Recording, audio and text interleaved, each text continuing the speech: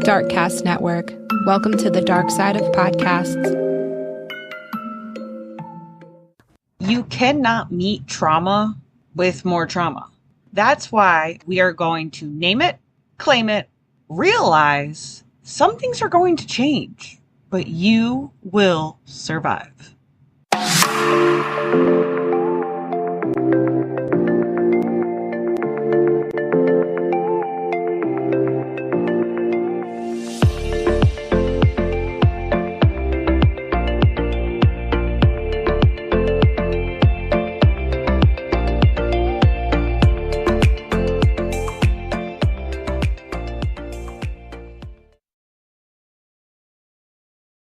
Something that is so important is life balance after trauma.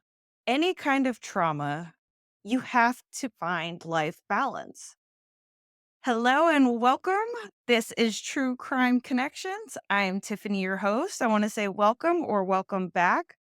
Helping me with this topic today is best-selling author Rhonda Parker Taylor.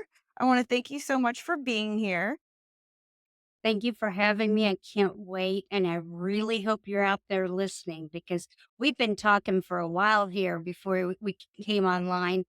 And we found that there's so much commonality when you've experienced it, you've witnessed it, you've been a part of it, or even just watching the news. You see the crime just draws you in, but then you realize that it's taking away from you some of the innocence. And there's a grief cycle of that trauma, even if you've not experienced it or you have experienced it.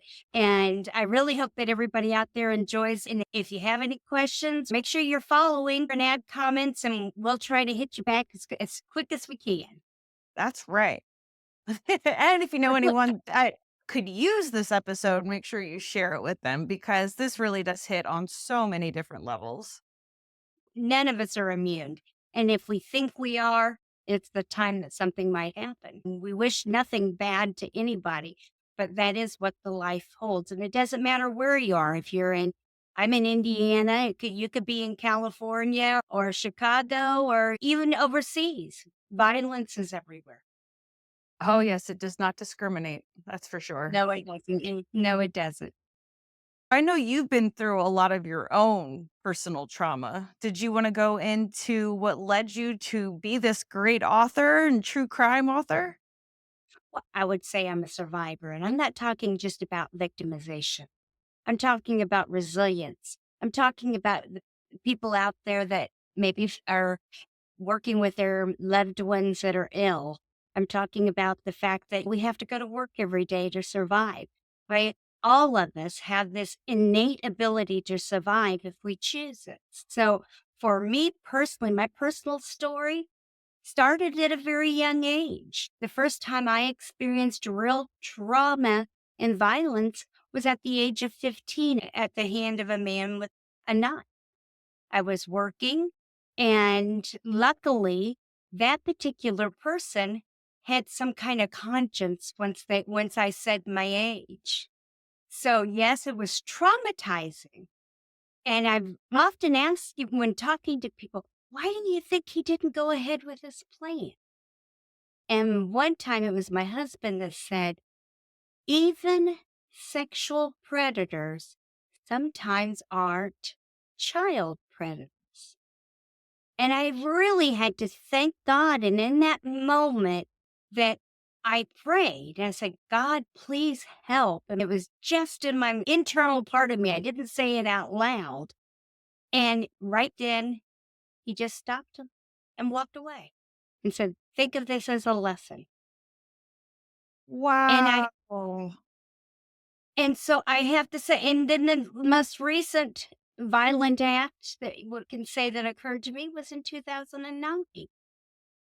My son, or my adopted son, was shot and killed at work. He was a bouncer, and they'd put some people out of the bar that evening, and one of them came back and shot and killed the whole security team during last call when they opened the doors to let everybody out.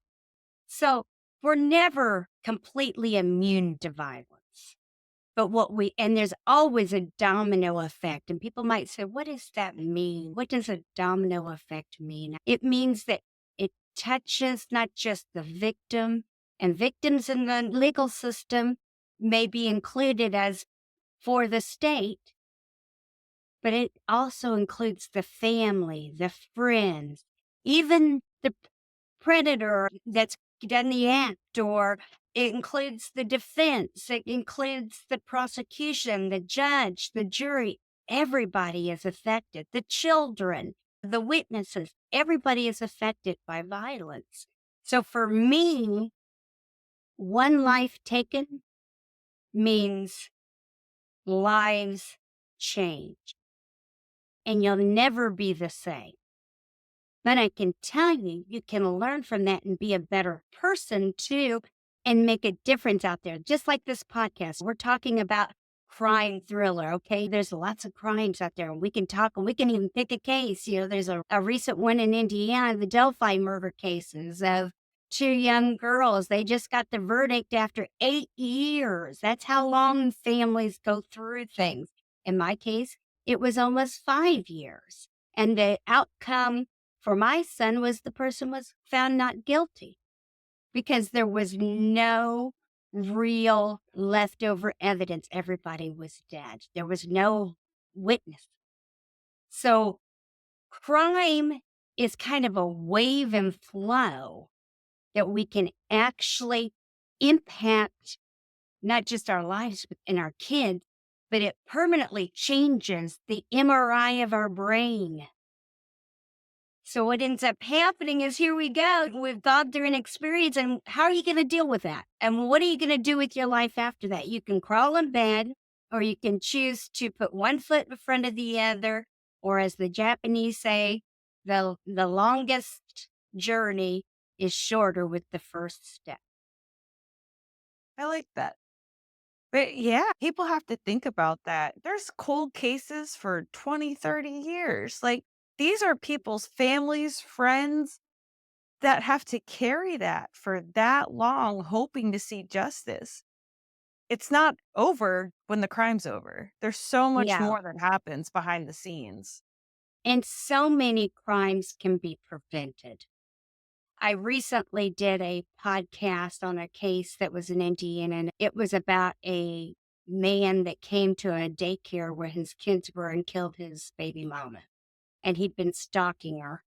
And when we dissected the case, there were places all along the way that people could have prevented it. One, when she filed the no contact order. Two, changing and making a safety plan. There's so many things that you can do to prevent crimes. I was one of those, and so you said I wrote a book on life balance, and a crime thriller. I did, and then the next book that's coming out is on victimization. How we raise ourselves to be victims sometimes. Sometimes we don't realize by buying into, let's take an example. Let's say you were working alone in a store and you've been trained and you want to move up and you're all gung ho about it. But then something tells you when this one person comes in the store because you're there alone that you shouldn't approach them. But you discard it and go with the training. You must greet, you must show, you must do this. And you bought into that you were going to be successful by following this, and you disregarded your own safety. A lot of times we have to think about those particular acts that we do that puts us in vulnerable places, and that we discard the things that will keep us safe because, hey, we were taught, we were told it would be rude. Whatever it might be, they may take it wrong. Whatever it is, you still have to think of the safety factor for yourself. Oh, it's that gut instinct. I always say you gotta trust it because it's there for a reason.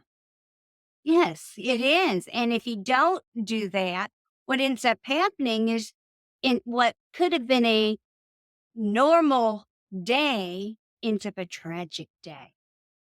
They could have called security after the police and had them outside of my son's club after they put somebody out fighting, but they did.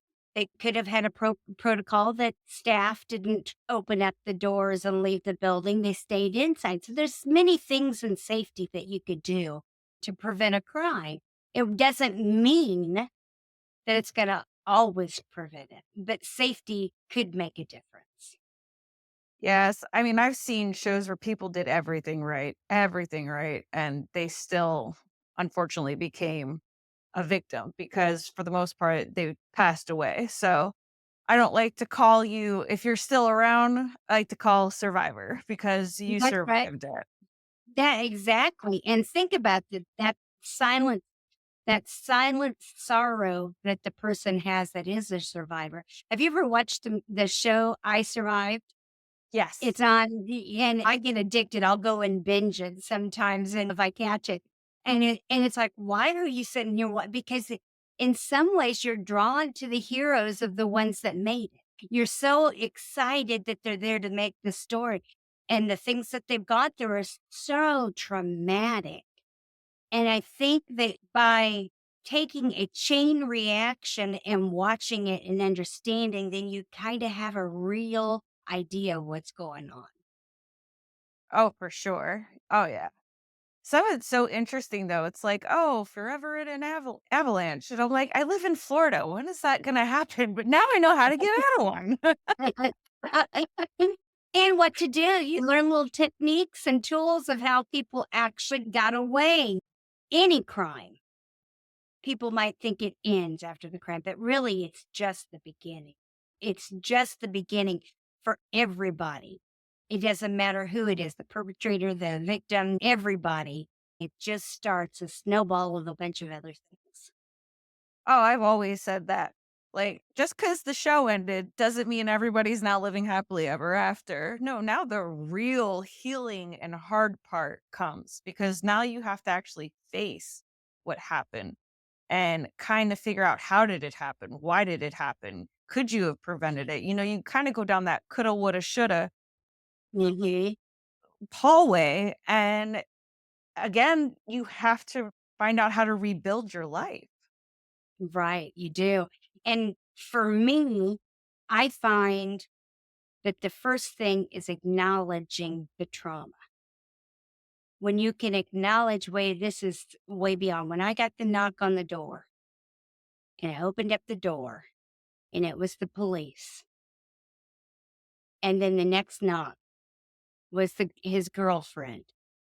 All you can do is in that moment, and I can remember it like it was just yesterday, and it's been a few years, is I saw a tiny crack right at the ceiling level of the house.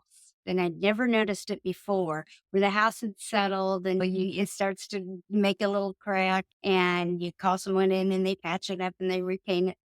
And I followed that crack right up to the ceiling. And it was just this big, but that long moment, it seemed like, of following it seemed huge. And then right as I got to the ceiling, I heard in my mind the words, it's going to be okay. Because it never was going to be the same again. So I had to claim what I wanted it to be. So if there's anybody out there that's been a victim of a crime or witnessed a crime or family members that have been part of a crime, the first thing to do is name it, claim it, and realize that things are going to change, but you will survive. It's very good advice. Absolutely. Was it kind of like that mother's intuition that people talk about when you get the knock at the door? It's almost like you know. I've said it, I think it started the night before. The first thing that happened the night before, because we had been talking about him leaving that job. He had another job, but he didn't want to give up the second job. And he was young, there was a thrill, I'm sure, working in the bar, that all the young women and the alcohol and the dancing and the music and all of that all there. And you're kind of as a bouncer, the superstar, male dominant person. So I'm sure it was a big decision to leave, and he knew he needed to. And we'd been talking about, but he hadn't called in a couple of days. So I had left him a message, and I'm sure the police got a rise out of the message I left. A message, you need to call me. And if you don't, I'm going to show up at that bar and I'm going to bring a belt and a pillow until we get this resolved. And I don't know if he ever heard it. And of course, I told him I loved him and all the other things that you do, but I don't know if he ever got the message. But I think that was the intuition, the unsettledness, the need to reach out and hear the voice. And then I'd fallen asleep and I had a dream that in my mother's um, voice saying, just one more, it's going to be okay. So I know that's where that came from. It's going to be okay because it was in my dream. And so I think I already had a premonition. I felt the vibe, or, there's all kinds of ways that you can say spiritually that connection was probably there. So yeah, I think so. I think that you get the police there and it's that validation that something's wrong. And you don't know really how you're going to handle it after that. But I took a childlike approach to it. And I literally went back to cartoons in my head to take that trauma and say, after I said, okay, it's going to be okay, I started jingling in my head Frosty the Snowman song and Rudolph the Red-Nosed Reindeer. It's in both of them.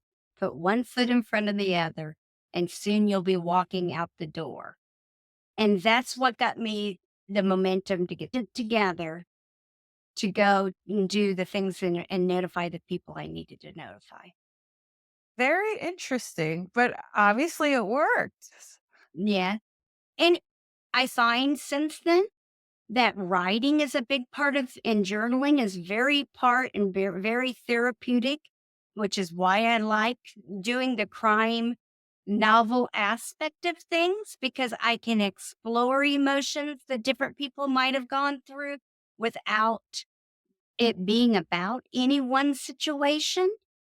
In Crossroads, my first crime novel, it's based out of Indianapolis. It's all sites that are real in Indianapolis. And then I took each character and they're all out of life balance and something happens to them, each one of them, because they haven't identified that they're out of balance. And it's kind of like a game of Clue of who's really doing it. It starts out with a death of a 15-year-old girl that's been dropped at the crossroads of the railroad tracks that does exist, even though the crime itself did never happen. And I think it allowed me to explore what happened if. So it was possible that could have been me, even though it wasn't, even though that's fiction. It allowed me to explore those emotion of what people go through when this happens.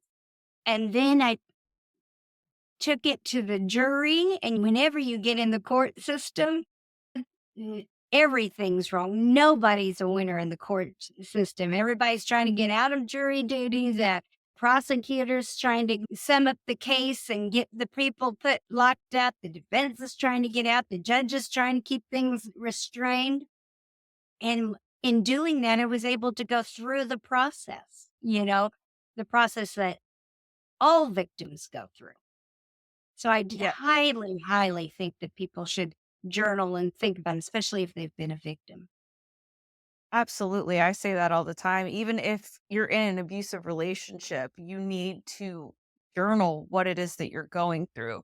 Because at one point later on, you can look back and you're going to feel validated that you were able to keep good record of what was happening to you. Because, I mean, in abusive relationships, how many times do you hear that you're crazy, that you're making things Right. up? Well, if you have it in your own words with dates, and I mean, you can write as much as you want, you have something to actually go back and look at. Or, God forbid, something was ever to happen to you, someone else can find it and you know what you had been going through. Yes. And crime is beyond just the victims because it impacts. And just remember that everybody out there, anybody that's even witnessed a crime, it changes your brain. I said it before, but that's a big thing. They call it, when children experience it, ACEs, adverse childhood experiences. They need to say just basically adverse adult experiences, child experiences, but children are very vulnerable. And they say that if a child has experienced violence, witnessed violence, then what they end up having other mental health problems later in life if they don't get treated. I'm starting to notice a trend with that, especially with like bipolar. And Hmm. I've had one with Tourette's on my show that came from trauma. It's Hmm. very fascinating. It's completely because of your brain. It's crazy. How can you witness or be a part of something and it not change how you look at human nature? I'll give you a great example. I One of the things that I wanted for myself, and everybody has a vision that they have of what they want their life to be, and some people want the big house. I wanted a big yard. That's what I wanted. I have 3 acres, and in this on this yard, because it's a wooded lot, I get all kinds of, I call them critters, other people call them wildlife. I get foxes and coyotes coming through, and hawks and squirrels, and everything comes through, deer. And this particular season, and I don't know what made me start watching this one hawk, probably because when he first came out, he was a screecher. He screeched all the time. And if you go to my Facebook page or you'll probably, if you scroll down, you'll see him. I've taken lots of pictures and photos of him. But I started watching him, and I'm like, this guy's different than I'd see the bigger one come swoop down and run off with a squirrel or whatever they were going to do to try to eat. This one would hang out at the food bowl with all the other critters coming to get the peanuts and stuff like that. He would hang out. And there's one video where he keeps running behind a bush and coming back out and hanging out with them like he's eating with them or running behind the bush. And eventually I was started watching him like, he's actually making friends with these. They see him as, they don't see him as a predator anymore. And then what ended up happening is there was this huge bunny that there's no way, and he couldn't even pick him up and take him, but he was able to grab him because he'd already gotten so used to sitting there eating with him at the table, because it was really just a place where we put the peanuts and stuff for the squirrels and for the birds in the morning. And I was like, this is also what human behavior is. This is what you can't just think that, oh, the scary looking one that's going to swoop down and get you. It's even the normal looking people that can actually be a predator. So you have to have a safety conscience in your mind at all times. And watching this hawk all this summer has been both a joy and an eye-awakening experience of what the world is really like out there. He's grooming. Yes, basically that's what he's doing. He's grooming. That's exactly what he was doing. He was grooming because and all those small birds come out, the big birds, the blue birds, the red birds, the cardinals. And then the squirrels come running from all areas, and the rabbits, and everybody wants to be fed. Even the possum comes and looks for for leftovers. So, you know, they know that's the feeding area. But typically you hear them making noises for each other to warn them that there's a predator around. But they never made that noise with this guy because he was grooming them to be able to have them at his leisure. Very interesting. It was incredible to me because it was like, you think about it, you hear about how people groom children, or you hear about how this happens, or someone's gone around and gotten comfortable looking in their area to, and planning their crimes. But you never really look at it from the predator's point of view of why they're doing it, how they carry it out. And I got to actually see it in the eyes of the hawk. Right. So do they run from him now? No, because he just picks a different time, different set of people. He goes away for a while and then comes back and does it again. Very interesting.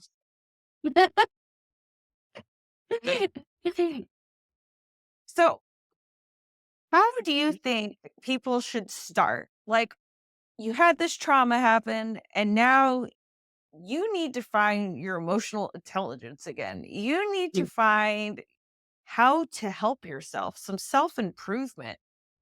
What helped you other than writing? Because clearly. And that was later in life because the first trauma, like I said, was young. And I would say the very first thing is you have to really have a vision of what and how you want to proceed. Are you going to go the legal route? Are you going to move? Are you going to change your patterns? What is the safety plan that you need to put in place? Because everybody's different, situations different. And how do you want it handled? Because people will ask you, like maybe if it's your daughter or your son, and you as a parent might would say, well, how do you want us to handle it? People sometimes don't know. So education and resources is the first thing. Slow down. Don't make any decisions right away. You don't have to make it today. Obviously, report the crime and those kind of things because you can't be safe if you haven't, especially if it's an ongoing threat, then you can't be safe unless you've reported it. Also, you can get the no contact orders and say, so do the legal stuff. But really, internally for me, it's a reflection.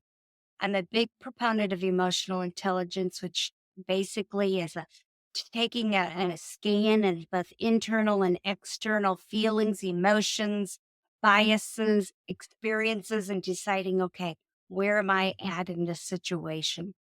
But then you also have to scan the environment of those around you. And that's the hardest part. How are you going to tell everybody? Mm. How are you going to tell them? How are they going to handle it? So, as the individuals around you being told, or you're telling them, or the police are telling them, what do they need? That's where you have to kind of step back, even if you're the victim, because they don't know how to react. You got to give them that space also that you need to get their emotions and ask them those questions like, how do you feel about this? And then let's talk about it concretely. Emotional intelligence, the model itself says that you first scan your own emotions, then you scan others, and you do not react at all to any problem solving kind of decision until everybody has the empathy and the ability to move beyond the tension in the room. So that's even in a board meeting, that's even in a crime situation. So when you do that and you become emotionally intelligent about it, it's called an EQ. When you get to the point that you're able to do that, then you can take the steps. And then for me, I use reflection in everything. And I'm not just talking about writing. I look at life from 13 dimensions and I try to daily. I try to include something every day. It's the physical. Maybe you need to go for a walk. Maybe get on a treadmill if you're fearful. And maybe you need to do some stretching. Maybe you need to do some breathing, those kind of things, that physical ability to release what the body and mind has gone through. What is the plan to make sure you do that? The second one, then you have your physical, you have your emotional. What does your emotions need? Do you need a therapist? Do you need religion? What is it that you need? Nobody else can tell you what you need emotionally. And so you're going to go through different things. When D'Angelo passed away, you would think that everybody'd be around me, right? But a lot of people, they think, okay, it's over, it's done, he's gone. And they don't realize that's just the beginning for the ones left behind. And so I would lean on like family and friends sometimes. But for me, I found that it would hit when I was in the car or I was on a walk or I was alone. And a lot of times everybody was busy. They had their own lives. So I would pull into any religious building that was open. I didn't care if it was Christian, Muslim, Jewish, I would pull in and I said, I got a problem. And the same thing if there was a healthcare place, mental health place open, I'd walk in and say, I just need to talk to somebody.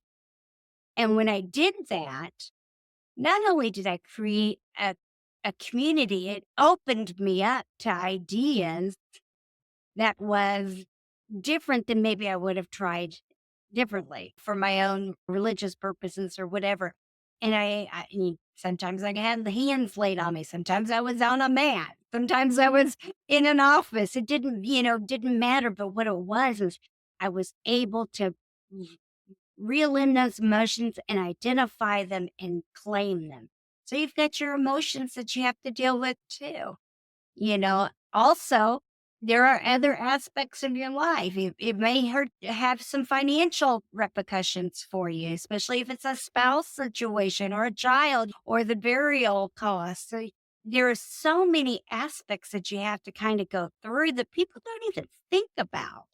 So go through the dimensions of your life and make sure you're kind of keeping tabs because it can get away from you. All of a sudden, you open up the mail and you've had 10 late notices because you've thrown them all in the junk drawer because you didn't have the capacity to even open it up. So, by being intentional in that moment and looking at how you want to handle things, integrity, values, all of those things, then you can create a model for yourself to survive. I just feel like emotions sometimes get the better of you. And so Oh, I, definitely. yes, it's so important to take your time, like be gentle with yourself. Like you said, like you don't have to have the answer that day. And you shouldn't have the answer that day because you're probably on hostility or anger or, you want to get revenge and all that stuff. And you can't meet trauma with more trauma. And it's not gonna help. right. And what I sometimes do, Google as your friend, and let's say, and actually I used three of them in Crossroads. Used anger, fury, and then the other one was envy. All of them could cause a crime. But I would Google what is said about anger. And I found out Proverbs is and Proverbs is in almost every religion. At some point, it's a good religious book, whether it's the Bible or any of the others. So anger is cruel, fury is overwhelming, but who can stand before jealousy? Envy makes the bones rot. I use that in Crossroads, but I realized when I looked for resources to name those emotions and then ask the question, what does the Bible say? Or what does Confucius say about these specific emotions that I'm feeling? I get good resources of how to handle those emotions. And when you name it and you claim it, you're able to walk with dignity and pride and realize, oh, this is normal. This is what caused it. This is what my body does when it happens. This is how I can relax my body from this. So once you've named it and defined what it is and what, whoever that you found when you Googled it thinks about that particular emotion, then you can actually start dealing with it. I'd never thought to do that. Eh, Google can be your friend. It's just if you have elbow pain, it's gonna tell you you're gonna die. So Yeah, and everybody, yeah, it's a symptom to everything, right? doesn't matter what it is, you gonna die. The final version is death. Right, right. Well, sounds like you are like wise beyond your years. Like to think of like the route that you took, I can't say that anyone has done that. So that is just like remarkable. Well, thank you. Thank you. I really hope people get out of this conversation. Yeah, we've given you some tips and we've given you a few traps to go look into. Like you said, Google, but it's also to give you hope. if you're going through something like this, I was a small town girl from Noblesville. Nothing was supposed to ever happen to me, but it did. And it happens to a lot of people. Also, that I moved into the big city. Guess what? It could hit me again. So what you end it doesn't matter where you're at, it could happen, but have a process in place for handling any adversity that you go through. And for me, you it has created maybe its own little monster in me where I want to spread joy and happiness and hope to everybody. Because guess what? If we don't do that for each other, who's going to do it for us? And so if you're in there stuck in your bed, stuck in a rut because something's happened to you, pick yourself up, dust yourself off, put that little jingle in the head. And if you need to, put heat miser on because heat miser works too. Because you're going to, sometimes you get that anger going and your hair is sticking straight up and you're angry about it. And you can sing that song too, but become that child that still has hope and vision for yourself. And pick up resources like the podcast. And Tiffany will be glad to share resources as she's with from her podcast that she's doing every single day because, or not, maybe not every day. How often are you on now? Well, I release every week, but I do on my website. I have a whole list of resources, a bunch of phone Okay, numbers. that's Milton. Go visit it. My website, you'll see a lot of pictures.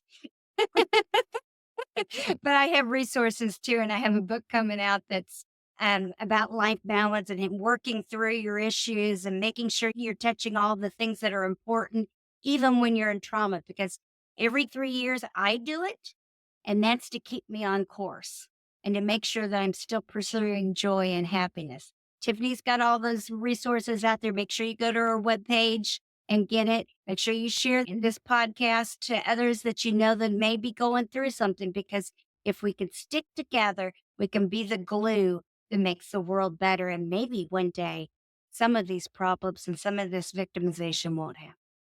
Wouldn't that be nice? Oh, yes, it would. It would be nice to turn the television on and not hear about violence. It would. Absolutely.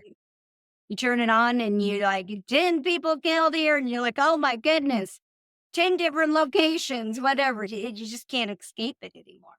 No, you can't, unfortunately. But also, I mean, I feel like the news thrives on that stuff. They're like, how Oh, much yeah. of this can we push in front of you? So if it's overload, don't watch the news. Put on cartoons. Do something that's Cartoon, gonna make it music, smile. Yeah. music, silence. Sometimes silence. I had to read a dissertation one time for a student, and it was 350 pages on silence. I never knew that there's that many things, benefits, down points, selling points, things that silence means. And sometimes silence is what your body craves. It's a lot of No, pages. It's a yes, it lot of is. pages for a word that means no words. Right. No, nothing. Very interesting. I'm gonna make sure that I link your book in the show notes and your website. Is there anything else that either you wanted to add or you want me to This is boom? the one it's like. It's the crossroads. It's a true sight. And then this is what the workbook cover looks like that's coming out after Christmas. Ooh, I like that. It's the devil and he's deciding some stuff. Very cool. Is there any of your other socials that you would want me to list or just pretty much the website, the book? It's very easy. Yeah, it's very easy for people to find me. RhondaParkerTaylor.com is the website, and all the social media is Rhonda Parker Taylor. So if you want to come visit, holler at me, put a comment in, and I'll respond as quickly as I can. Rhonda, you're so adorable. Like I want to put you in my pocket. Like you really are. You're just like Well, such a joy and it's great, to still be able to have that cuz some people won't allow themselves to feel that way again and It's a shame because it's like you're cutting your life in half. And so I'm just so happy that you gave yourself grace to actually live life and want to Me- help others. And that's my hope for everybody is that they do the same thing. I still have my bad days. Something we didn't talk about is every my mom died on September 19th from breast cancer in 2004. My son was killed on September 19th, 2009. My father died September 19th, 2020. So there are certain moments in life that require me to be more intentional about it. So I'm not taking it lightly. I'm not taking anybody out there's pain lightly. The smile has been brought through work. The smile comes with the ability to understand that with every winner, there's a loser. And with every loser, there's a winner. And for me, I'm choosing to live because I want to honor my son. If, for instance, his birthday comes around, I know he likes steak. I'm having steak for dinner. I want to bring joy for my mother. I take her a payday bar and put it next to her right there so that she can eat it. And I swear she eats it every year because guess what? The squirrels wouldn't take it from her. She wouldn't allow that. And it's gone by the time I go visit her next time. I love that. Love that. Yeah. And give yourself grace when you have the bad days. You're going to have bad days. You're Yeah. human. Yeah. So, but you can't live there. And so No. I love that. So I just want to say thank you so much. Thank you, and I'm so glad you had me on, and we've been planning this for a while. So I've been watching for it because that's something that people don't talk about, Not and it's enough. something you need to talk about. We do need to talk about what are our communities and our people going through. Right. Because it's every community. Everyone. Mhm. Yes. All right. So make sure you follow, subscribe, me and her, and we will talk next time. Thank you. Bye, everybody. Have a great night.